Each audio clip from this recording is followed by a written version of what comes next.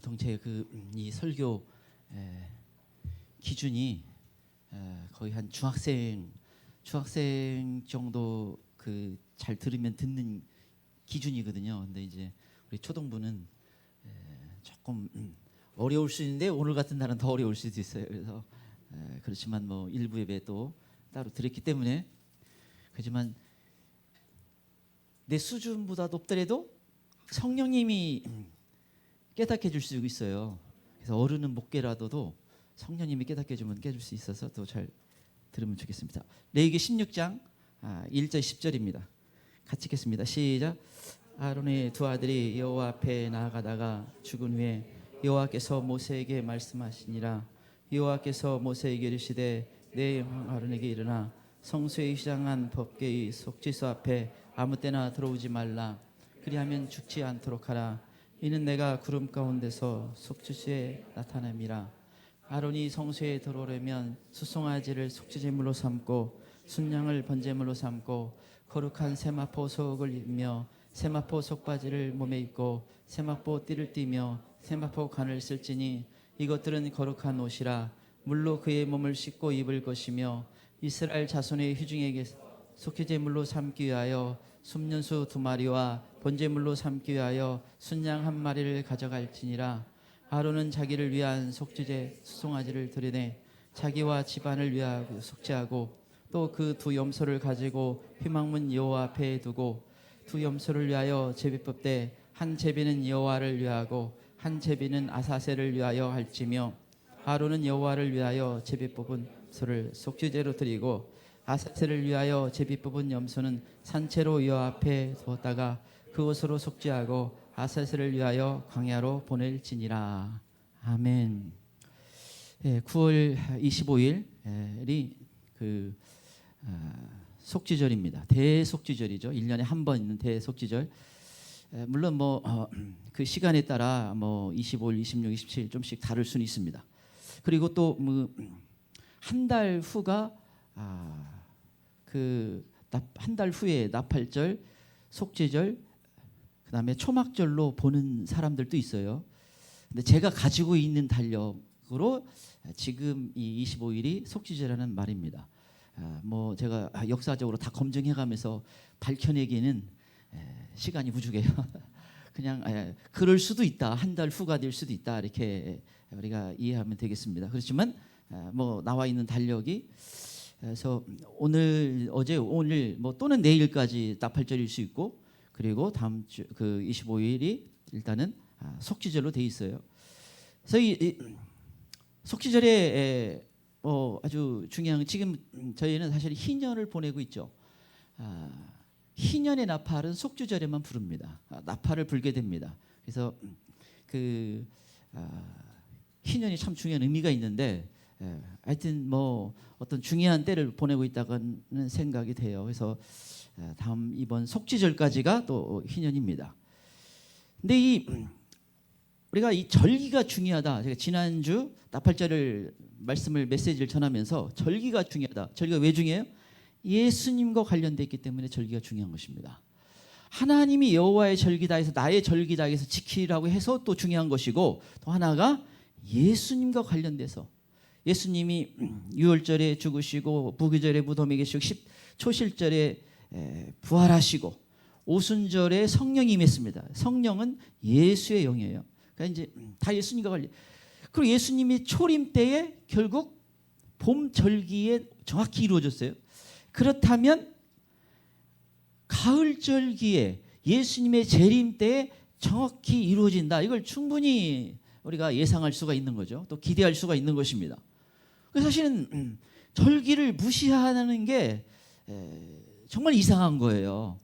왜냐하면 봄의 절기에 정확히 이루어졌으면 그러면 가을의 절기에 예수님이 다시 오는 거와 연관이 있겠다. 이건 충분히 우리가 알 수 있는 건데 지금 이 시대의 대부분은 다 무시하고 있습니다. 좀 관심 있다 보면 좀 조심해요. 거기 왜냐하면 프랭카드 걸어놨으면 거의 이단이에요. 우리 저기 가까운 데도 프랭카드 걸어놨는데 하여튼 좋은 건 이단들이 다 이렇게 그런 말 하지 마 이렇게 하잖아요. 새 하늘과 새 땅 무슨 말이에요? 신천지예요. 그렇게 생활과 색강이 중요한데 뭐예요? 아예 그 말은 하지 마. 호소는 그냥 자기네 이름까지 써버리잖아요. 이단들이 그 교주와 함께. 그래서 얼마나 참. 그래서 이 교회는 잠잠하고 이단만 설치니. 그래서 대부분의 사람들에게서 뭐예요? 사탄에게 속는 겁니다. 근데 굉장히 이 절기가 중요해요. 그러니까 예수님과 관련되어 있고, 그리고 가을에 예수님의 다시 오신과 관련됐기, 재림과 관련됐기 때문에 중요합니다. 물론 지상 재림 때는 제가 지난주 말씀드렸듯이 정확히 이 절기에 이루어진다고 봐요. 다만 이 공중 재림할 때 그때는 이 절기에 이루어지는지는 모르겠어요. 그건 지나봐야 알 것 같습니다. 근데 아무튼 뭐 주님이 그때 맞춰서 하실 수도 있고, 또 이스라엘 백성들을 또 깨우기 위해서 뭔가 하실 수도 있어요. 근데 이 절기, 첫 절기가 중요한데 첫 번째 절기를 한번 살펴보면, 첫 번째 유월절은 언제 일어났는가? 이스라엘 백성들이 애굽에서 이제 나올 때 바로 왕이 내보내지 않잖아요. 하나님이 마지막 무슨 재앙을 해요? 장자의 죽음. 그래서 이 죽음의 천사가 각 집을 다니면서 장자를 다 죽이는 사건이 벌어집니다. 죽이는 역사가 있습니다. 그때 문설주와 임방에 어린 양의 피를 바른 집은 건너뛰었어요. 그래서 유월이에요. 유월절. 그래서 이 첫 번째 유월절은 어린 양의 피를 바르면 사는 역사가 있었어요. 첫 번째 오순절은 뭐예요? 첫 번째 오순절은 모세가 시내산에서 율법을 받은 날이에요. 토라를 받은 날. 그리고 40일 있다 내려와 보니까 금송아지 사건이 벌어졌어요. 그래서 이 하나님이 더 이상 내가 너희로 함께하지 않겠다. 그래서 모세가 이제 생명을 걸고 다시 기도하고 시내산에 올라갑니다. 그래서 하나님이 속죄해줘요. 그 출애굽기 32장이면 속죄가 있습니다. 첫 번째 속죄절에는 이스라엘 민족이 대대적으로 용서받은 날이에요. 근데 다시 그 일이 벌어져요. 언제 벌어지냐? 여러분 지금 이스라엘 가면 거의 믿는 사람이 없어요. 그냥 뭐 통계에 따라 뭐 3만 명, 5만 명, 7만 명이 하지만 얼마나 적어요. 그건 뭐 1%도 채 안 되는 숫자죠. 그 하나님을 모신다고는 그 이스라엘 백성이 지금 완전히 가려져 있잖아요. 그 전에 어떤 그 이스라엘의 그 목사님이 한번 와서 집회를 하는데, 자기가 통곡의벽에서 하나님, 우리 백성은 왜 예수님을 모릅니까? 왜 이렇게 영적으로 닫혀져 있습니까? 통곡을 하는데 하나님이 자기가 몸 안에 있는지 몸 밖에 있었는지 모르지만 붕 뜨더래요. 그동안 성벽 위에서 동서사방을 딱 보여주는데 사탄의 가장 강한 주력 부대가 예루살렘을 딱 포위하고 있더래요. 여긴 절대 은혜 받으면 안 돼. 그러면서 네가 기도해도 안 된다. 전 세계 다니면서 깨어있는 하나님의 사람들에게 기도 요청을 해라. 몇 사람이 기도하는 수준으로 안 된다. 그래서 전 세계 다니면서 하나님의 사람들의 기도 요청을 해라. 이스라엘을 품는 사람들의 기도 요청을 해라. 그래서 그때부터 자기가 전 세계 다니면서 집회를 하면서 우리 이스라엘을 위해서 기도해달라 이렇게 요청하고 다닌다 이렇게 얘기를 하는 걸 제가 그때 집회에 참여해서 들었습니다. 그래서 이 사단이 그냥 가로막고 있어요. 그런데 언제 깨어나는가? 그들이 이제 야곱의 환난을 겪으면서 대환난을 지나면서, 그리고 이 수많은 적들이 이스라엘을 다 이 땅에서 제거하려고 뒤에서는 사탄이 히틀러보다 더 끔찍한 인물이 이스라엘을 다 제거하려고 할 때 그들이 하나님, 우리 이제 다 이 땅에서 죽습니다. 우린 다 끝납니다. 그때 예수님이 재림합니다. 그리고 이스라엘을 쳐들어왔던 자들을 스가랴서는 다 쓸어버려요. 다 죽습니다. 그리고 전 세계에 살아남은 일부의 사람들이 있어요. 그들이 천년왕국 들어가는데 그때 예수님이 임하시는 걸 보면서 그들이 통곡을 합니다. 대대적으로 통곡하고 눈물을 흘리고 예수님이 하나님이셨군요. 우리의 구원자였군요. 메시아였군요 하고 통곡의 눈물을 흘리게 됩니다. 그게 속죄절날 다 그래서 민족적인 용서함을 받는 일이 다시 발생해요. 성경에 나온 첫 번째 속죄절에 그들이 이스라엘 민족적으로 용서함 받았는데 다시 예수님 재림할 때 이 속죄절에 용서함 받는 일이 발생합니다. 그리고 초막절에 천년왕국에 들어가는 거죠. 나팔절에 지상 재림을 하고 초막절에 천년왕국에 들어가는 물론 이 다시 나팔절에 오는 건 그렇게 충분히 그 나팔절에 대한 메시지를 보면 우리가 알 수 있는데 물론 그건 지나봐야 우리가 알 수 있는데 충분히 봄절기에 그렇게 했다면 가을절기에도 예수님이 이렇게 성취하실 것이다. 이걸 우리가 이해할 수 있습니다. 그래서 이 절기가 중요해요. 근데 이 속죄절에 아주 더 중요한 특징이 있는데 하나가 이 금식하는 날입니다. 그래서 평소에 저는 그냥 금식 못하네요.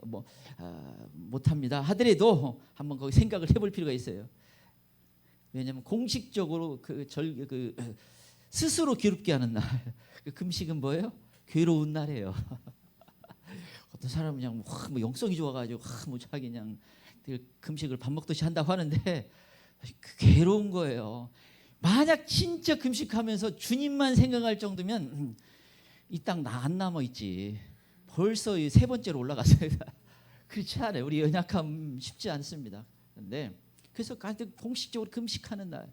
그래서 죄 사함 받는 날, 은혜의 날, 새롭게 시작하는 날이에요. 그래서 이 나팔절이 원래 새해예요. 우리 달력으로 하면 1월 1일인데 그 티슈리얼 1일이죠. 우리 1월 1일인데 열흘 있다가 진짜 새해가 시작되는 거예요. 열흘 동안 죄를 회개하고 그 경외의 날이에요. 그리고 이 속죄절날 죄 용서함 받고 새롭게 시작하는 날이에요. 주님의 자녀로서 주님을 만나는 날입니다. 그래서 굉장히 참 중요한 의미를 가지고 있죠. 그래서 이 속죄절 우리가 맞이하면서 기도를 해야 돼요. 첫 번째 이 속죄절을 보면 모세가 40일을 준비해서 용서받는 걸 볼 수가 있어요. 그래서 사실은 그래서 유대인들이 어디서 생겼냐? 40일 전에 속죄절 40일 전에 기도하기 시작합니다. 회개 기도하면서. 여러분 그래서 이 속죄절이 어떤 한 개인의 속죄도 있지만 민족적인 어떤 회개도 있고 또 하나가 하여튼 속죄절이 새로 시작하는 날이에요. 그래서 이 속죄절이 중요한데 구체적으로 좀 몇 가지 더 살펴보기 원합니다. 자, 첫 번째 대속죄일은 죄를 해결받는 날입니다.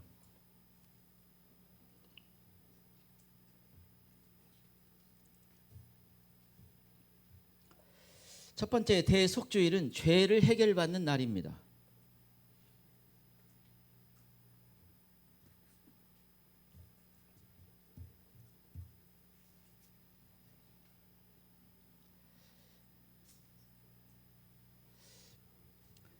(7절) (10절) 보겠습니다. 죄를 해결받는 날입니다. 7절에서 10절. 7절에서 10절 같이 읽겠습니다. 시작. 또 그 두 염소를 가지고 희망문 여호와 앞에 두고 두 염소를 위하여 제비 뽑되 한 제비는 여호와를 위하고 한 제비는 아사셀을 위하여 할지며 아론은 여호와를 위하여 제비 뽑은 염소를 속죄제로 드리고 아사셀을 위하여 제비 뽑은 염소는 산채로 여호와 앞에 두었다가 그곳으로 속죄하고 아사셀을 위하여 광야로 보낼지니라. 이 속죄절이 중요한 예식이 있어요. 여러분 사람들이 제대로 알 수 있도록 하나님은 구약에서 항상 예를 들고 있어요. 눈으로 볼 수 있는 어떤 사건들을 하나님은 마련해 왔어요. 영적으로 중요한 것일수록 구약에 보면 항상 그 예가 있습니다. 왜냐하면 그게 어떤 의미인지 사람들이 제대로 깨닫도록. 여러분 우리가 휴거가 참 중요하잖아요. 휴거를 얼마나 우리가 지금 소망하고 있습니까? 또 제가 믿기로는 그때가 아주 가까이 왔어요. 정말 놀랍도록 가까이 왔습니다. 그런데 구약에 그래요? 그러면 여러분 한 번도 그 일이 없었으면 좀 부담이 되는데 이미 예가 있어요. 왜요? 에녹이 죽음을 보지 않고 하늘로 올라갔습니다. 거기면 그냥 영어처럼 캐치업 해가지고 그냥 독수리가 낚아채듯이 하늘로 쑥 올라간 거예요. 그 다음에 엘리야도 효리밤 타고 올라간 거예요. 죽음을 보지 않고. 그래서 여러분이 성경에 죽음을 보지 않고 올라가네? 이걸 해야 우리가 좀 믿음이 더 생기잖아요. 그런 거 아예 없어도 그냥 나는 무조건 잘 믿습니다. 그분이 와 설교할 것 같아요.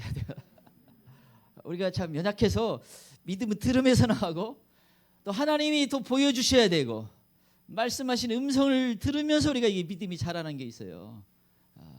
그래서 처음 우리 예배 시간 와가지고 잘 못 믿었던 분들 중에 또 들으면서 믿음이 생긴 분이 있을 수 있어요. 그래서 하나님께서 미리 구약에 그걸 보여주셨어요. 여튼 이 죄 용서 받는 거 이게 우리에게 얼마나 중요합니까? 사실 어떤 면에서는 우리 인생에서 가장 중요한 문제가 이 죄 사함 받는 거예요. 죄 문제를 해결받는 겁니다. 어쩌면 이 절기 중에 가장 우리가 또 중요하다고 하는 것이 이 죄 용서함 받는 관련된 유월절. 그런 다만 유월절 목사님 어떤 사람이 좀 머리가 잘 절기에 대해서 잘 듣다 보면 유월절도 있는데 유월절은 개별적인 죄 용서함을 더 포커스를 맞췄어요. 개인적인 죄. 그다음에 속죄절은 공동체, 민족, 나라 용서함 받는 게 더 초점이 맞춰져 있습니다. 아무튼 그렇지만 이 죄를 해결받는 공식적인 날로 하나님이 우리에게 말씀하시니까 이게 얼마나 중요해요. 이 죄 용서함 받는 게 중요하기 때문에 그래서 하나님은 이제 이 구약에 미리 그 죄 용서함 받는 것이 어떤 의미인지를 우리에게 자세히 알려주려고 이 예식을 행하도록 했습니다. 그 염소 2마리를 선택해서 한 마리는 대제사장이 여기다가 안수해요. 우리 민족의 죄가 이 염소에게 다 들어가기로 원합니다. 죄를 전가시켜서 이 염소를 광야로 멀리 떠나보냅니다. 우리의 죄가 멀리 떠난다라는 거예요. 또 염소 한 마리는 속죄죄를 듭니다. 속죄죄는 배를 가르고 그 피를 내서 버릴 건 버리고 피를 내서 그 피를 뿌려요. 그래서 사실은 지금 이스라엘이 그들이 제사를 준비하고 있어요. 송아지도 준비하고 다시 제3성전을 준비하고 막 열심히 하잖아요. 항상 동물을 준비하게 됐어요. 그래서 여러분 이게 그걸 난 보지 않기를 원하는데 보면 아주 그냥 피범벅이 되는 거예요. 성경 말씀 그대로 하면 제사장 옷에도 뿌리고 그릇에도 뿌리고 사람들에게 뿌리고 천막에도 뿌리고 사실은 끔찍할 수도 있어요. 온통 피범벅. 근데 왜 그래 하나님이 그렇게 하라겠어요? 왜 그래요? 그만큼 피가 중요하다는 걸 강조하는 거예요. 그래서 이번에 좀 더 살펴보면 이 아사셀 염소, 여러분 그 염소를 멀리 광야에 떠나보내서 아사셀 염소라고 그래요. 그 아사셀 염소가 바로 예수님을 예표하는 거예요. 예수님이 우리의 죄를 다 짊어지고 우리 죄를 멀리하게 해준다. 요한복음 1장 29절에 보라 세상 죄를 가는 하나님의 어린 양이로다. 세상 죄를 짊어지고 간다. 예수님은 아무런 죄가 없는데 우리의 모든 죄를 짊어지고 멀리 죄를 떠나게 해서 우리가 죄에서 깨끗하게 해주는 그런 역할을 예수님이 하신 것입니다.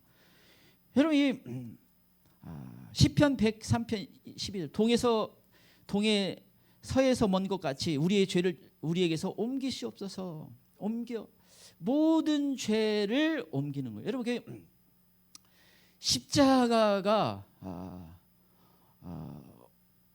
우리에게 왜 이렇게 중요합니까?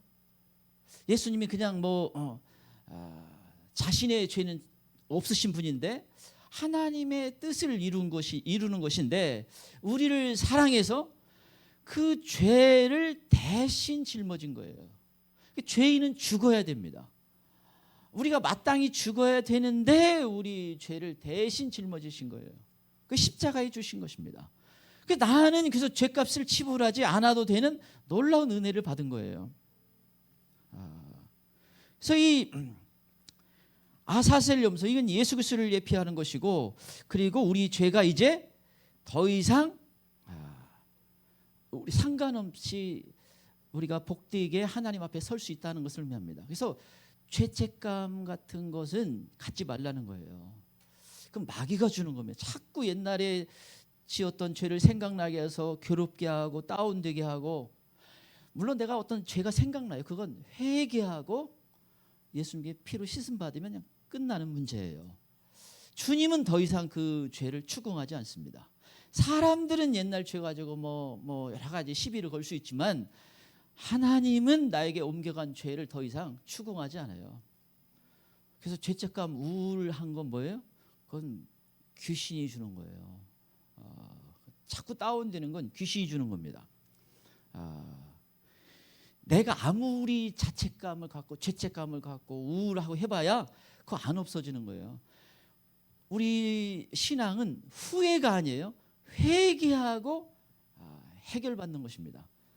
또 하나의 염소는 속죄제를 드리는 거예요. 그 염소를 잡아서 그 피를 뿌리는 것입니다. 그래서 예수님의 그 피를 의미하는 것인데, 그 피를 우린 절대적으로 중요할 수밖에 없어요. 여러분, 예수님을 어린 양이라고 가장 많이 말하는 곳이 어디예요? 계시록이에요. 근데 계시록 어린 양을 왜 그럼 그 어린 양이라는 표현을 예수님을 그냥 예수님이라고 하지, 예수 그리스도라고 하지, 왜 자꾸 어린 양이라는 표현을 자꾸 쓰냐? 그 중에 하나가 어린 양이 제물이 되기 때문이에요. 피를 흘리기 때문에 그렇습니다.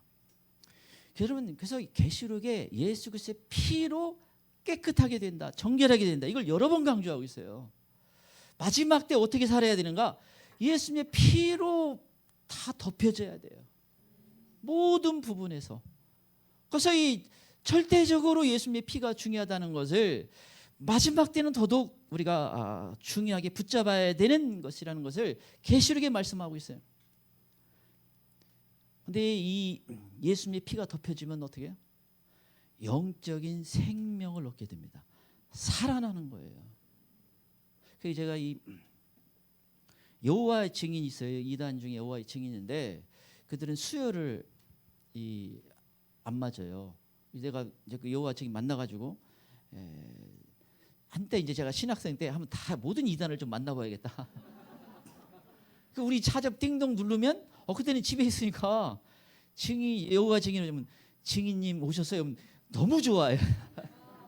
이제 와가지고 쭉 물어봐가지고 그러다가 이제 제가 반박놀이를 폈는데 하나는 조금 거기 노련한 사람이고 하나는 약간 초보자를 데리고 다니더라고요.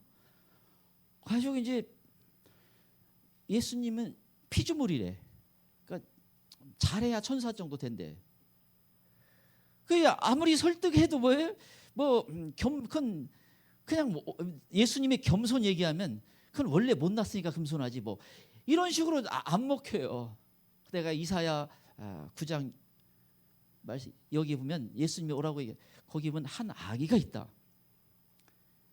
이 구절이 지금 하나님을 말하는 거냐? 뭡니까? 전능한 왕이다. 하나님께 붙이는 용어를 다 붙여 있잖아요.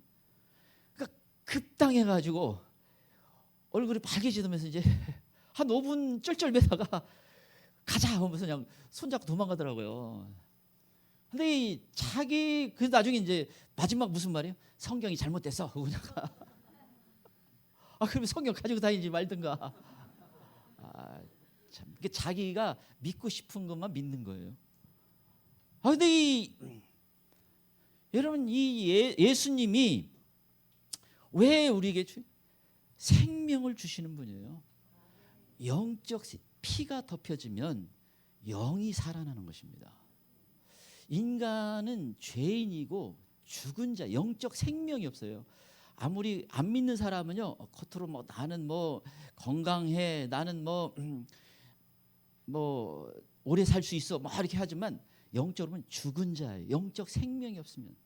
근데 예수님의 보혈로 덮여지면 영적 생명을 얻게 됩니다. 그래서 예수님의 피가 덮여지면 영적인 피기 때문에 영적인 우리의 모든 죄가 씻음 받는 거예요. 그래서 예수님의 피 위에는 방법이 없어요. 아무리 무슨 교주가 나타나 가지고 자기 피가 어떤 그런 교주들 많아요. 그건 다 죽은 피예요. 육적인 피고 다 거짓말이고. 인간은 안 돼. 하나님의 아들이신 예수님만이 영적인 피가 될 수가 있고 우리를 깨끗하게 할 수 있습니다. 자, 두 번째, 대속죄일은 지성소에 들어가는 날입니다. 두 번째, 대속죄일은 지성소에 들어가는 날입니다.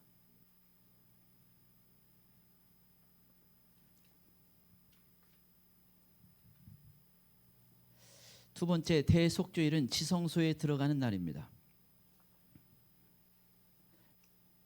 제가 이 2부 예배는 성경 구절을 더 자세히 안 다뤄요. 왜냐면 좀 더 쉽게 하기 위해서. 그래서 1, 2부 예배를 같이 들은 것도 좋아요. 나중에 들으려고 하면. 자, 두 번째 대속죄일은 지성소에 들어가는 날입니다. 2절 보겠습니다.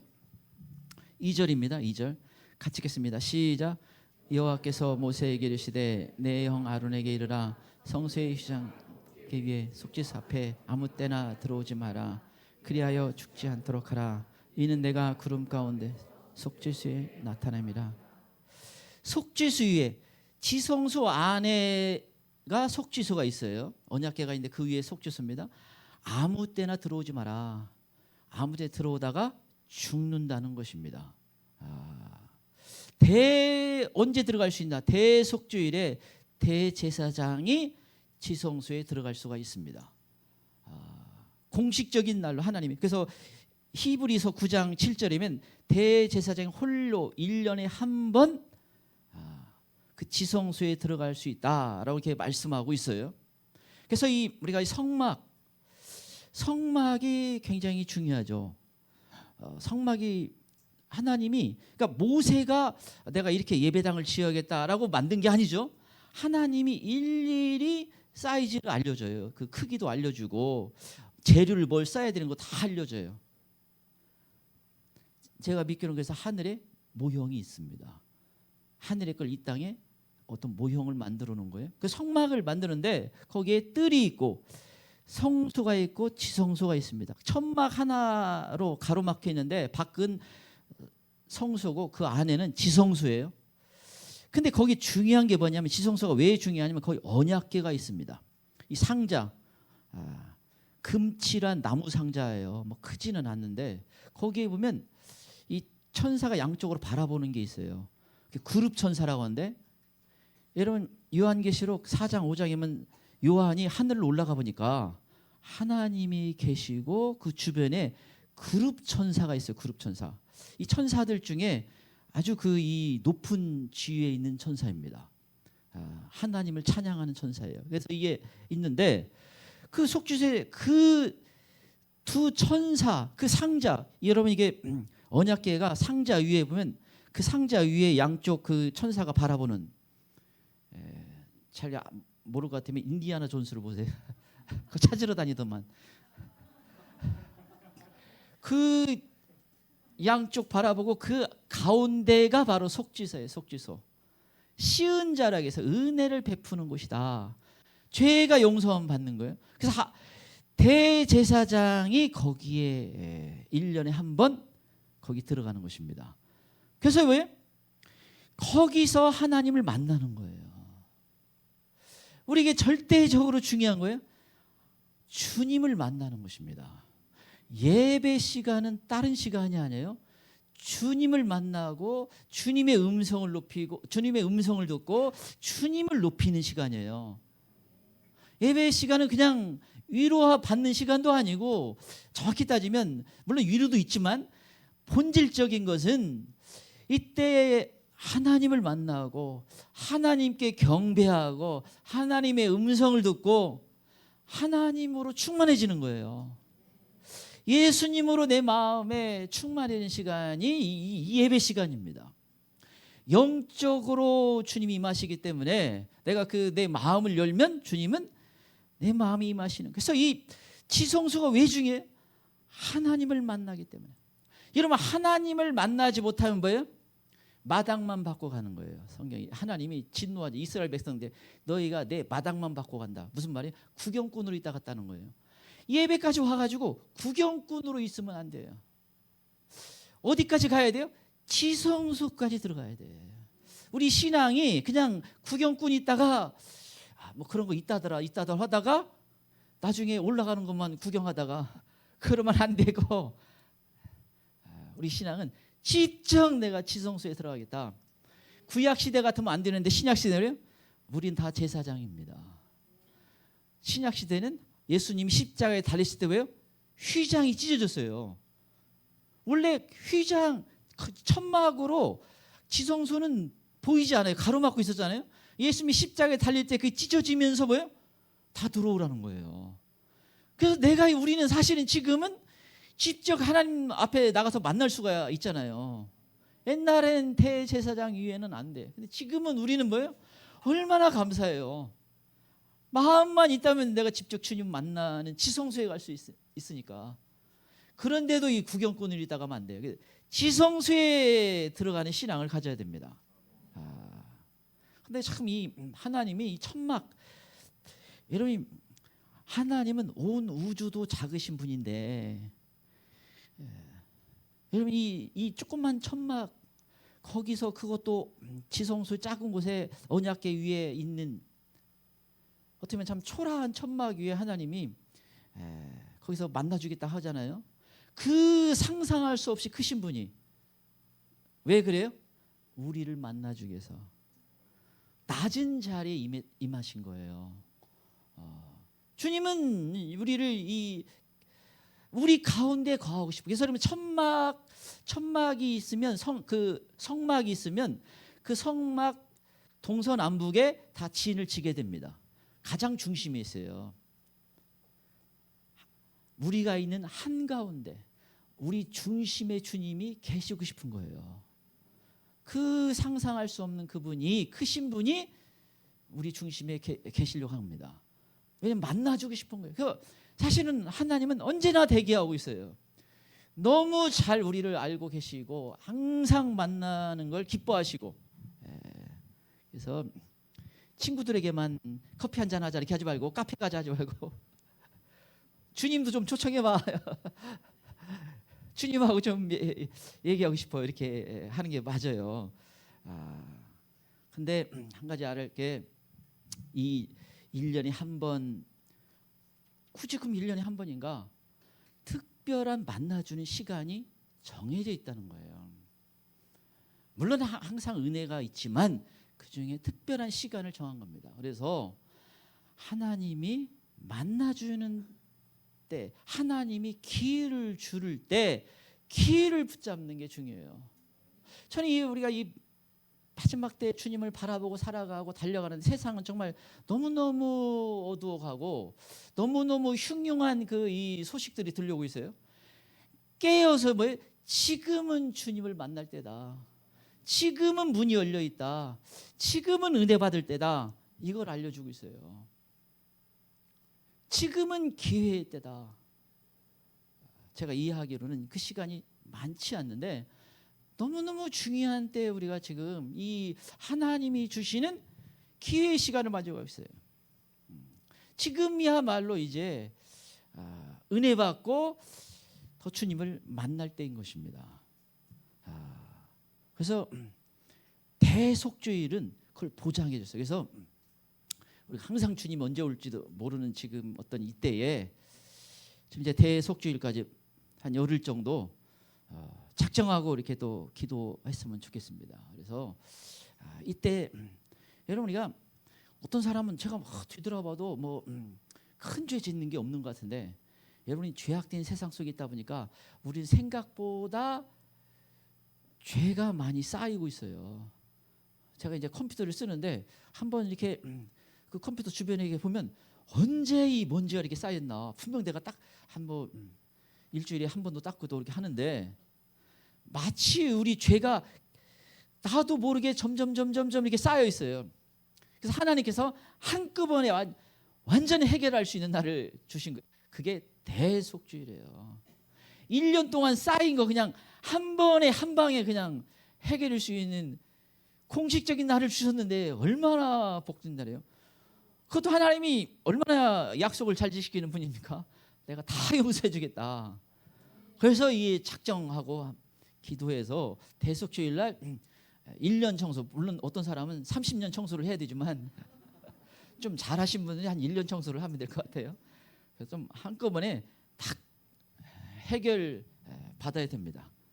자, 끝으로 세 번째, 대속죄일은 흰 세마포 옷을 입어야 합니다. 대속죄는 흰 세마포 옷을 입는 날입니다. 이렇게 하는 게 좋겠네요. 세 번째, 대속죄일은 흰 세마포 옷을 입는 날입니다.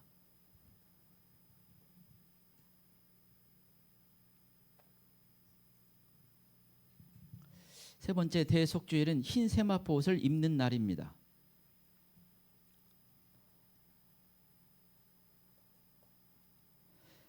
흰 세마포 옷을 입는 날입니다. 4절 보겠습니다. 4절 같이 읽겠습니다. 시작.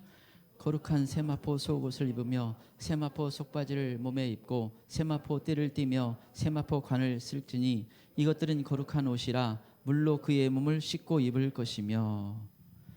이 제사장의 옷에 대해서 말씀하고 있어요. 제사장의 옷. 제사장은 그 누구보다도 거룩과 밀접한 관련을 갖고 있습니다. 성경에 제사장 얘기할 때 굉장히 이 거룩을 강조해요. 여러분, 말라기는 마지막 이 구약을 정리하는 마지막 그 내용처럼 되어 있습니다. 그런데 거기에 하나님이 아주 신랄하게 비판하는 사람들이 있어요. 제사장입니다. 그 표현하면 이 얼굴에 똥칠할 놈들 하면서 그래요. 너희는 그래도 마지막까지 보루가 되어야 되지 않냐. 그러니까 구약에서 제사장이 죄악의 길로 가면 더 이상 소망이 없으니까 이제 마지막 심판밖에 없으니까. 그래도 하나님은 마지막 그래도 뭔가 붙잡고 심판하고 싶지 않은데, 재앙을 내리고 싶지 않은데 이 제사장까지 무너져 버린 거예요.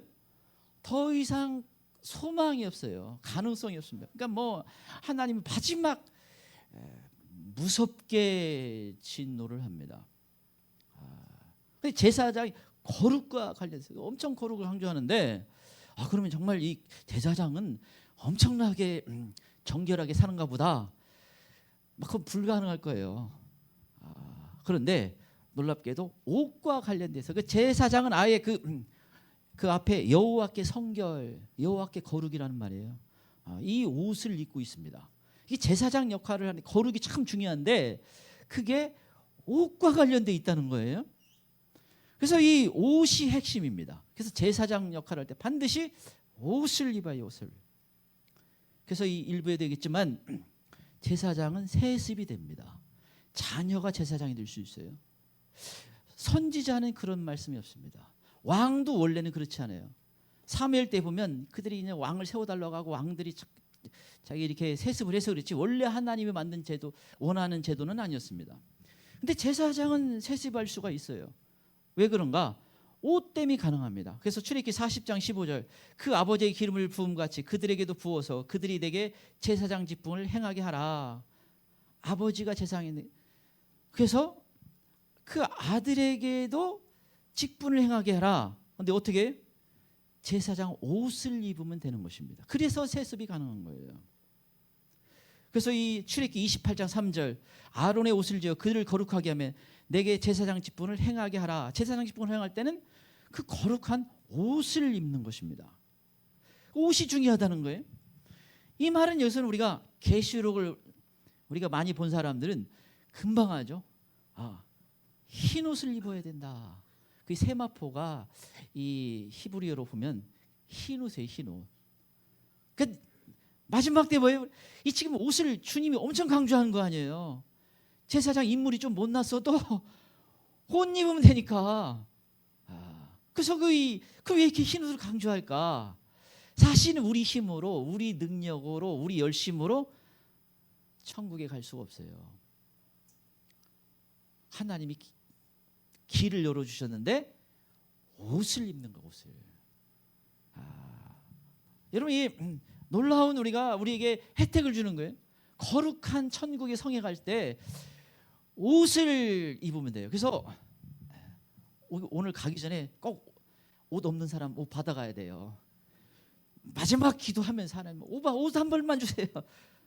하나님이 인색하신 분이 아니기 때문에 주신다니까요. 그래서 이런 마태복음 22장에 보면 그 주인이 잔치를 벌였어요. 이건 하나님이 천국 잔치를 벌이는 거예요. 천국 잔치를 다 버리고 그 이제 당신의 백성들을 원래 택함 받은 사람은 오라겠는데 이들이 세상의 마음이 많이 가 있어. 그래서 이 핑계 저 핑계 대고 안 오는 거예요. 여러분, 천국 잔치에 참여하는 것보다 중요한 게 없는데 사람들이 뭐 이것 때문에 바쁘고 내가 지금 중요한 일이고 이것저것 하다가 뭐예요? 신앙생활을 소홀히 하는 겁니다. 그러니까 하나님 뭐라고 그래요? 길거리 가서 아무나 데려와라. 그거 다 채우라는 거예요. 아무나 데려와요. 이게 참 사실 놀라운 장면이에요. 그게 지금 어느 곳에 가는 게 천국 잔치에 가는데 아무나 지금 숫자들이 다 비었다. 거기 1000만 명을 채워야 되는데 지금 300만 명밖에 없으니까 700만 명 그냥 다 거기 잔치 갈 사람 손 들면 그냥 다 데려와. 그러면 이게 근데 다 이제 잔치가 벌어지는데 그런데 하나님이 지정한 옷을 안 입은 사람이 있으니까요. 쫓아내 버려라. 그 마태복음 22장이 나와요. 그 예복을 입지 않으면 들어갈 수가 없는 것입니다. 잔치에 참여할 수 없다. 근데 여러분 이게 참 굉장히 놀라운 게 있어요. 왜요? 마지막 때 보니까 이렇게 마지막 때 주님 오심을 사모하고 바라보는 사람이 제가 보니까 너무 적어. 제가 보니까 너무너무 적어요. 밖에 나가봐요. 거기 그 교회 이단하냐? 그렇다고 상가에 있다고 하면 100% 이단이야 그게. 거의 그냥 그 수준이 나와요. 그냥 뭐 아주 이상한 것으로 봐요. 그만큼 너무 중요한 건데 반응을 안 해. 사실 성경적으로 보면 뭔가 세상의 마음을 빼앗긴 거예요. 뭔가 자기 일이 바쁜 거예요. 자기.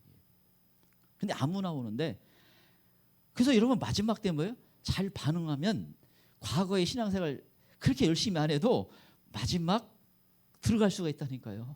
자리가 좀 많이 비었어.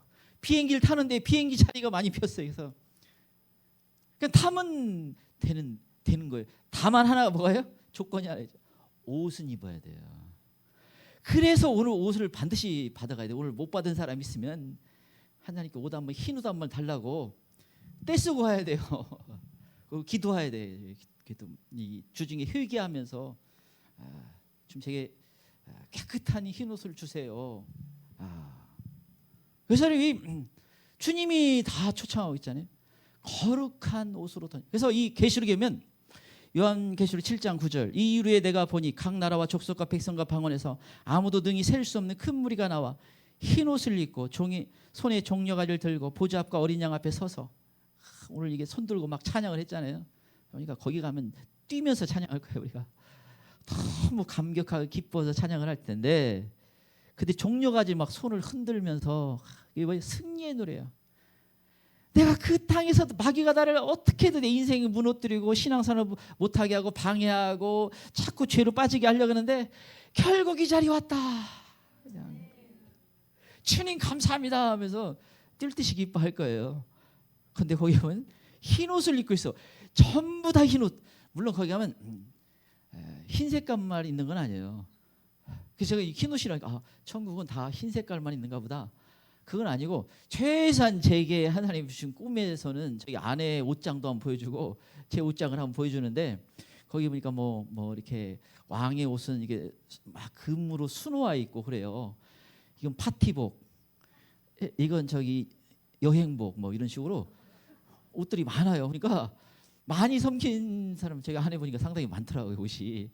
그래서 이게 각 옷이 다 있는데 색깔이 있지만 그러나 흰 옷은 깨끗한 정결함을 강조하는 거예요. 그 옷을 입어야 돼. 그래서 왜냐면 요한계시록 7장 14절 어린 양 그 예수 그리스도의 피로 씻음 받으면 깨끗해진다는 거예요. 일단 옷이 있어야 되고 그 옷이 뭐예요? 더럽혀질 수 있기 때문에 깨끗해야 되는데 회개하고 피로 예수님의 피로 씻음 받은 거예요. 여러분 이 속죄절은 공식적으로 깨끗하게 씻어주는 날이에요. 얼마나 중요합니까? 제가 봤을 때 물론 나팔절이 있지만 속죄절 밤에 오면 딱 맞을 것 같아요. 회개하고 탁 씻음 받고 깨끗하네 그냥 제일 좋은 어떤 그런 시간일 수 있다 이런 생각이 듭니다. 그래서 여러분 그 사대교회가 그 문제예요. 사대교회가 아마 큰 교회인 것 같은데 그 몇 명만 깨끗한 흰옷을 입었다는 거예요. 전에 제가 누구 뭐 이렇게 환상 김권사님인가 뭐 이렇게 옛날에 있는 교회에서 뭐 이렇게 양 3마리가 큰 교회인데 양 3마리만 있더래요. 너무너무 뭐 말할 수 없이 하얀 그 깨끗한 양이 있는데 안타깝게도 그 당시에는 3명이었어요 보니까. 그리고 나머지는 다 그냥 구정물에 더럽혀졌다. 우리 교회 전에 어떤 그 분인데 우리 교회 이제 보는데 깨끗한 옷들을 이렇게 입는 사람 많이 있더라는 거예요. 근데 다른 교회 보니까 다른 교회 욕하려고 하는 게 아니라 그분은 환상이 이렇다는 거예요. 너무 구정물에 이렇게 옷이 더럽혀져 있더라. 제가 이런 그분이 환상 본 얘기를 저한테 해줬는데 그래서 이 더럽혀질 수 우리가 세상 속에 있다 보니까 더럽혀져요. 그래서 회개하고 예수님의 피로 깨끗하게 씻음 받는 게 중요합니다. 그래서 이 요한계시록 19장에 보면 이 19장은 요한계시록 19장을 보면 요한계시록 예수님이 재림하는 내용이 19장이 있어요. 요한계시록 19장. 근데 거기에 보면 이 속죄절과 관련된 내용이 질비해요.